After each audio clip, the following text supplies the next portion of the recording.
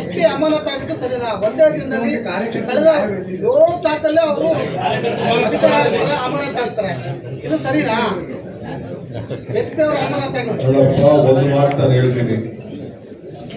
Sriramulu phone ಮಾಡಿದ್ದು first ನನಗೆ information ಕೊಟ್ಟಿದ್ದು ಶ್ರೀರಾಮ್ ಏನಂತ ಈ ತರ ಗಲಾಟೆ ನಡೀತಾ ಮಾಡಿದ್ರು.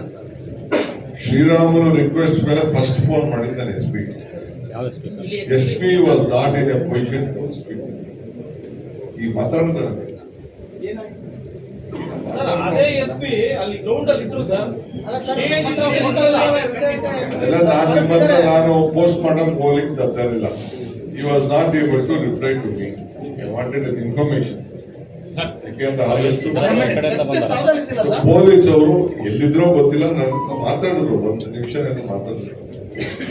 ಸೊ ಸರ್ಕಾರ has taken a decision, in a wise decision, with the advice of the senior officer. ಗಲಾಟೆಯನ್ನ ಕೂಡ ಪೊಲೀಸರು ನಿಯಂತ್ರಣ ಮಾಡಬಹುದಿತ್ತು ಸರ್. ಆ ಸಂದರ್ಭದಲ್ಲಿ ಅವಾಗ ಇನ್ನ ಗಲಾಟೆ ಆಗಿರ್ಲಿಲ್ಲ, ಏನು ದೂಕಾಟ ಆಗಿಲ್ಲ, ನುಗ್ಗಾಟ ಆಗಿರ್ಲಿಲ್ಲ. ಪೊಲೀಸರು ಕೂಡ ಅಲ್ಲಿದ್ರು. ಆದ್ರೆ ಎಲ್ಲೋ ಒಂದು ಕಡೆ ಇದು ಮೇಲ್ನೋಟಕ್ಕೆ ಪೊಲೀಸರ ನಿಯಂತ್ರಣ ಮಾಡುವಲ್ಲಿ ಸಾಕಷ್ಟು ವೈಫಲ್ಯ ಅನ್ನೋದು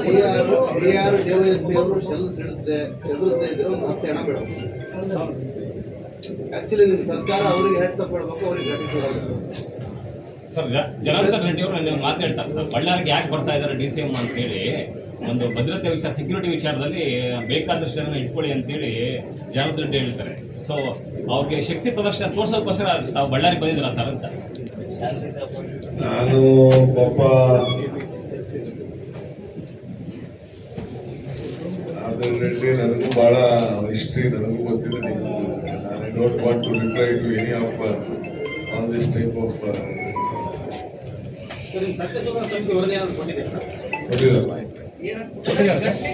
ಏನಿದೆ ಸರ್ ವರದಿಯಲ್ಲಿ ಉಲ್ಲೇಖ ಏನಿದೆ? ಅಫಿಷಿಯಲ್ ಆಗಿ ಬಂದು ನನಗೆ ಕೊಟ್ಟಿದ್ದಾರೆ.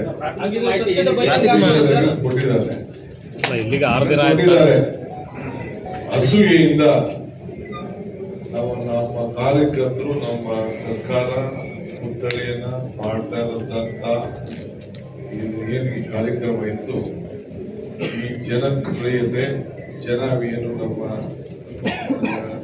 MLA ಮೇಲೆ ಎಲ್ಲ ಸೇರಿ ಏನು ವಿಶ್ವಾಸ ಇಟ್ಟಿದ್ರು, ಅವರು ಮಾಡ್ತಾ ಇರೋಂಥ ಒಂದು ವೈಭವವಾದಂಥ ಕಾರ್ಯಕ್ರಮ ನೋಡಕ್ ಆಗದೆ ಈ ಅಸೂಯೆಯಿಂದ ಈ ಬ್ಯಾನರ್ನ ಕಿತ್ತಾಕ್ಸಿರೋದ್ರಿಂದ ಇದೆಲ್ಲ ಉದ್ಭವ ಆಯ್ತು ಅಂತ ಹೇಳಿ ಅವರು ಕಾರ್ಯಕ್ರಮ ಇದೆಯಲ್ಲ ಸರ್, ಆ ವೈಭವ